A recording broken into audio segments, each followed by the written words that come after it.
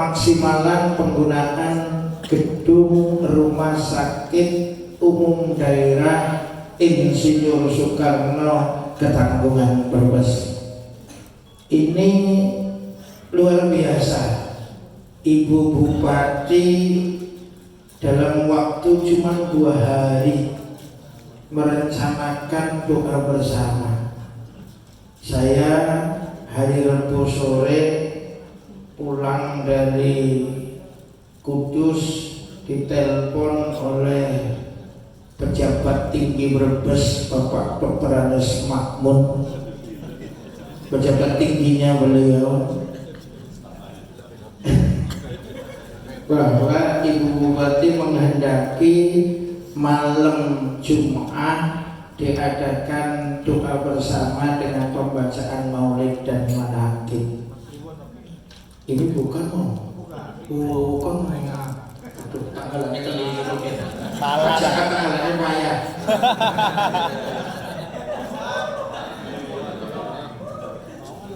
Subhanallah, dengan pertolongan Allah Subhanahu wa Ta'ala, kegiatan doa bersama ini bisa kita laksanakan. Kita tahu bahwa kegiatan apapun yang kita laksanakan tanpa pertolongan dari Allah tidak akan bisa. Maka melihat bahwa kegiatan ini bisa terlaksana menunjukkan bahwa mudah-mudahan pembangunan gedung Rumah Sakit Umum Daerah Insinyur Soekarno Ketanggungan Brebes ini diridhoi oleh Allah Subhanahu wa Ta'ala. Hadirin yang berbahagia, bahwa pelaksanaan pembangunan membutuhkan dana yang besar. Bahkan saking besarnya dana sampai hari ini belum tuntas, kata Ibu Bupati tadi. Bagaimana supaya tuntas membutuhkan dana tambahan. Saya tidak akan membahas masalah besarnya dana. Yang ingin saya sampaikan, monggo gedung yang dengan pembiayaan begitu besar, dengan perjuangan yang begitu hebat, nanti gunakan semaksimal mungkin untuk kemaslahatan masyarakat Brebes, khususnya Brebes Tengah. Artinya mohon maaf, terutama kepada kepala dinas, kepada para kepala puskesmas, karena beberapa kali kami masuk rumah sakit, dan sering melihat hal-hal yang kurang menyenangkan. Mohon maaf ini terutama kepada kepala dinas kesehatan dan seluruh kepala puskesmas. Apa kurang menyenangkannya? Di saat orang sedang genting, di saat orang sedang parah sakitnya, kadang-kadang tidak segera ditangani.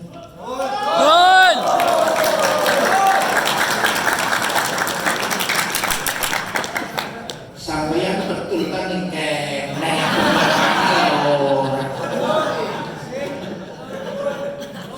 jadi peningkatan pelayanan terhadap masyarakat, mohon tolong kepada pemangku kebijakan di mana saja, karena kita tahu, semuanya sudah tahu bahwa apapun jabatan kita, apapun kedudukan kita, semuanya adalah amanah dari Allah Subhanahu wa Ta'ala. Ketika Allah mencabut, dalam waktu sekejap jabatan itu bisa hilang, dan yang paling parah hilang dalam keadaan hina. Ini yang jangan sampai terjadi. Intinya seperti itu. Jadi mohon bahwa kehidupan kita sehari-hari tidak lepas dari pengamatan Sang Maha Kuasa. Dan saya yakin panjenengan semua sudah tahu. Cuman kadang-kadang lupa. Bukan kadang-kadang, banyak lupanya ketimbang ingatnya. Nah, ini yang bahaya. Kehidupan kita sehari-hari semuanya selalu diperhatikan oleh Allah Subhanahu wa Ta'ala. Kepintaran harus kita pertahankan, kesehatan harus kita pertahankan, kerja keras harus kita tingkatkan. Tetapi kita ingat, orang kaya bukan karena kerja keras. Sebab kalau orang kerja keras dijamin kaya, seluruh kulit bangunan dijamin paling kaya.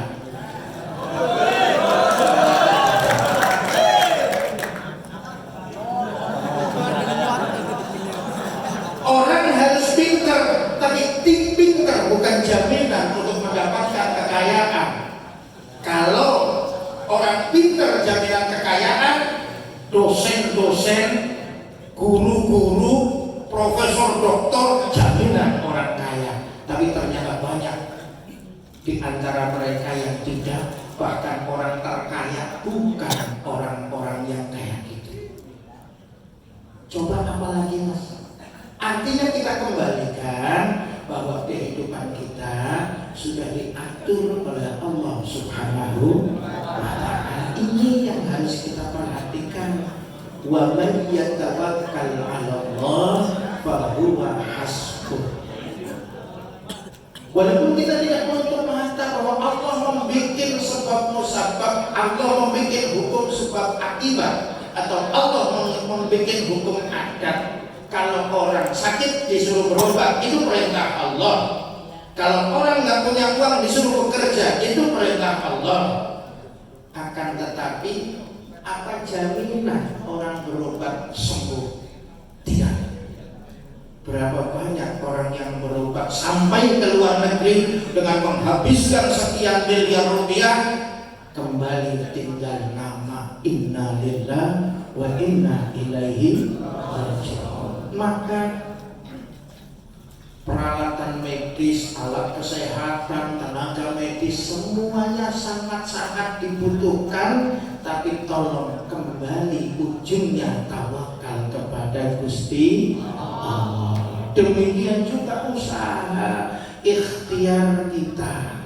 Saya bisa bekerja karena saya dikasih tenaga oleh Allah.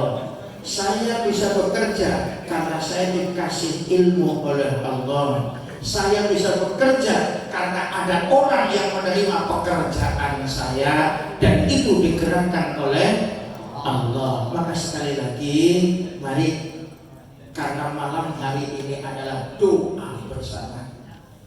Karena malam hari ini kita melangitkan doa kita, maka sangat layak kalau malam hari ini kita kembali untuk memperbanyak ingat kepada Allah Subhanahu wa Ta'ala. Sehingga tolong masing-masing dari kita sudah diposisikan oleh Allah Subhanahu wa Ta'ala. Ada orang yang dikasih ilmu agama, biasa disebut ulama. Kedudukan atau posisi ulama adalah disuruh menuntun umat supaya berakhlak. Di dunia selamat, di akhirat selamat. Itu tugasnya. Yang kedua, orang yang ada yang dikasih harta berlebih oleh Allah Subhanahu wa Ta'ala, dikasih tugas oleh Allah Ta'ala untuk apa? Untuk memberikan santunan kepada orang-orang tidak mampu. Ada orang yang dikasih jabatan, ditugasi oleh Allah Ta'ala untuk menggiring masyarakat supaya hidupnya sejahtera dan seterusnya. Maka tolong masing-masing dari kita ada posisi yang diposisikan oleh Gusti Allah. Tidak ada satu lebih baik dari yang lain. Tidak ada satu lebih unggul daripada yang lain. Masing-masing dari kita sudah punya posisinya. Maka saya gambarkan, mohon maaf, orang main sepak bola, ada pemain penyerang, ada pertahanan, back, kiper, pelatih. pemain pengganti dan lain sebagainya. Mohon maaf, kira-kira kalau jadi pemain depan harus menyerang atau diam di bawah mistar gawang? Atau sebaliknya, yang jadi penjaga gawang apa layak untuk menyerang ke pertahanan musuh?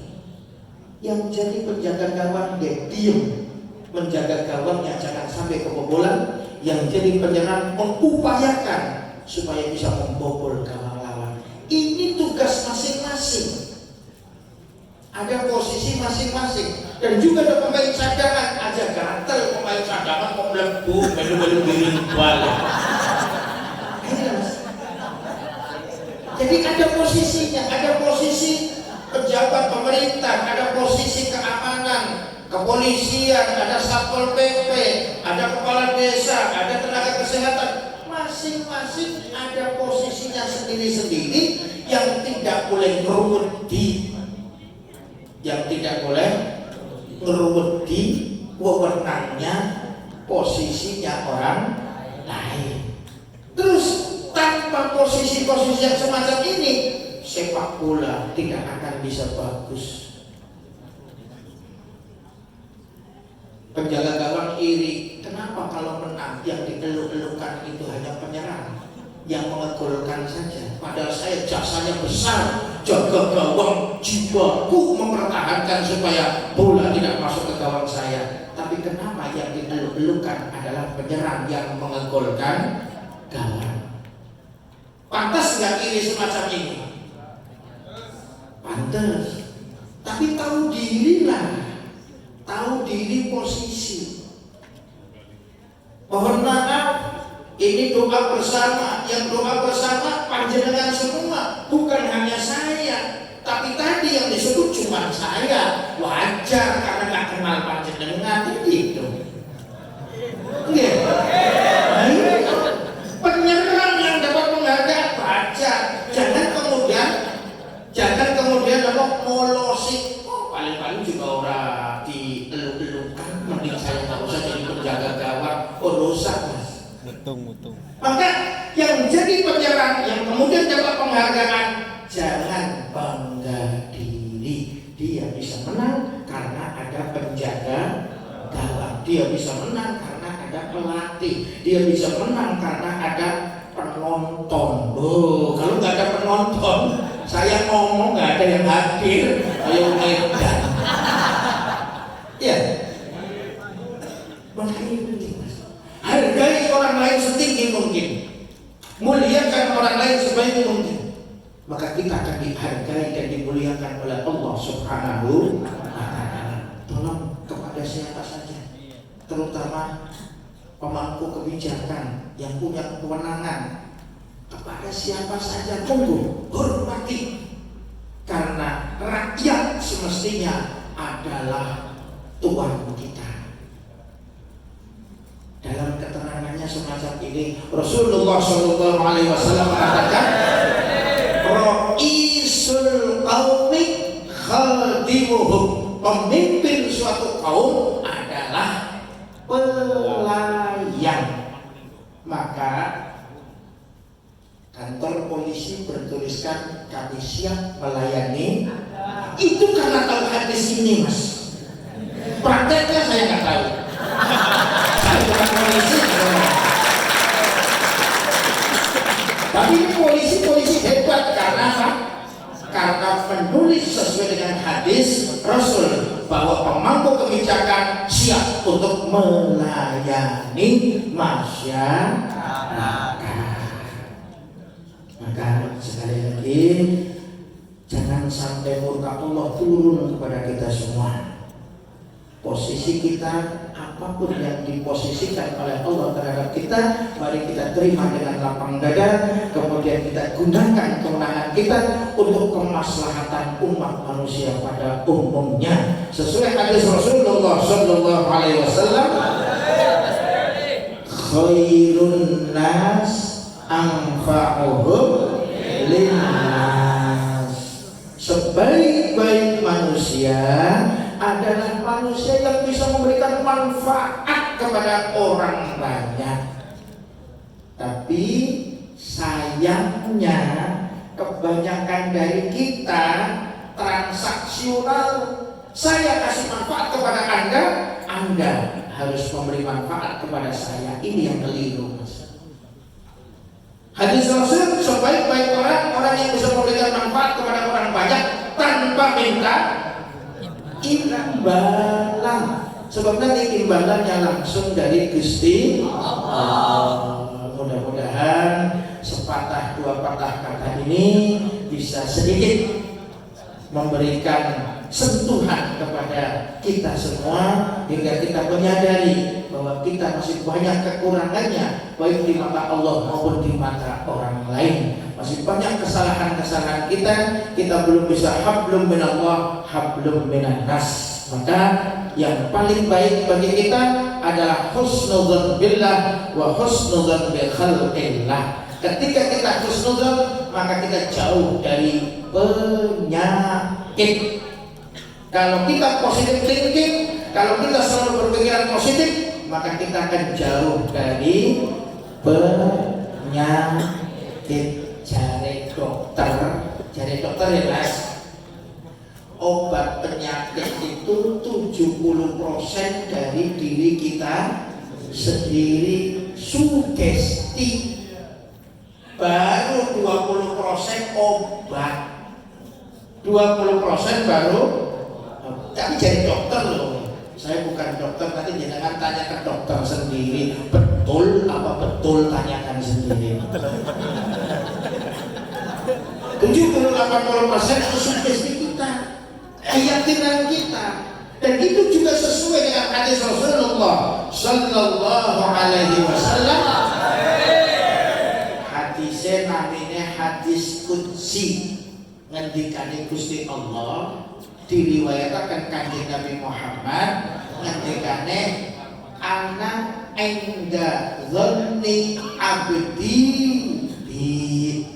Saya tergantung persangkaan hamba saya kepada saya. Kalau persangkaan kita kepada Allah bagus, Allah akan lebih bagus kepada kita. Maka mudah-mudahan baik kita selalu positif, berpikiran positif, husnudzon baik kepada Allah maupun kepada sesama manusia, maka kita akan selalu bahagia hidupnya dunia dan akhirat. Maka terkemawon ingkang saged kawula aturaken saderengipun kula nyuwun agungipun pangapunten apabila kata-kata atau materi atau perilaku saya pribadi kurang berkenan wonten ing manah panjenengan sedaya, kula nyuwun agungipun sesamudra pangaksami, mohon maaf yang sebanyak-banyaknya. Terima kasih atas kehadiran panjenengan semua. Terima kasih atas perhatian panjenengan semua. Tidak ada balasan yang terbaik kecuali balasan dari Allah. Semoga Allah membalas amal panjenengan semua dengan balasan yang lebih bagus. Amin ya rabbal alamin. Mari kita doa bersama untuk kemaslahatan kita, kemaslahatan warga Babrebes, kemaslahatan para pemangku kebijakan, dan mudah-mudahan kita semuanya dikasih ridho oleh Allah. Brebes menjadi baldatun thayyibatan wa rabbul ghafur. Amin ya rabbal alamin.